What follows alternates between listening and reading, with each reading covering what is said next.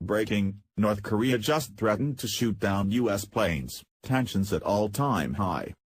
North Korea has officially threatened to shoot down U.S. bombers, even if they aren't over North Korean territory, according to North Korea's foreign minister. They claim that they have the right to do so, after Trump declared war on them. Tensions have been escalating between North Korea and the United States, but we aren't the only ones embroiled in this conflict.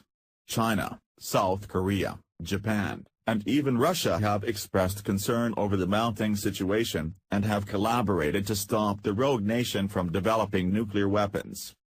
The whole world should clearly remember it was the U.S. who first declared war on our country, North Korean Foreign Minister Ri Yong-ho told reporters in New York.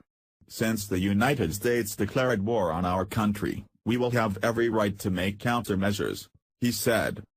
New York Post reports that these countermeasures include shooting down U.S. bombers. Even when they aren't inside the airspace border of North Korea.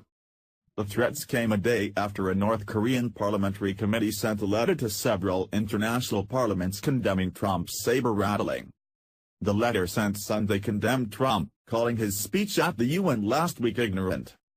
Trump threatened to totally destroy North Korea and its 25 million people and called North Korean dictator Kim Jong-un Rocket Man, remarks that he reportedly ad-libbed while veering off script from his prepared remarks, which had been vetted by his top national security officials. While Israel's Netanyahu has called Trump's speech one of the best he's ever heard, liberal pundits have attacked him nonetheless. Many Americans and foreign leaders applauded President Trump's patriotic speech to the UN last week, noting that it was a refreshing change after 8 years of Obama apologizing for the U.S. Pyongyang said Trump's comments were an intolerable insult to the Korean people, a declaration of war against the DPRK and grave threats to the global peace. If Trump thinks that he would bring the DPRK, a nuclear power, to its knees through nuclear war threat, it is a big miscalculation and ignorance, read the letter published by the state-controlled media outlet KCNA. The U.S. had sent bombers and fighter escorts on missions close to the communist dictatorship in a show of strength as tensions escalated following Trump's increasingly bellicose remarks over the North's nuclear weapons program. So far, there have been no casualties in this increasingly tense conflict, but many don't expect this to last very long. North Korea only understands one thing, Trump said in reference to those who were advocating for diplomatic relations with the isolationist nation. So far, it seems that his analysis is spot on.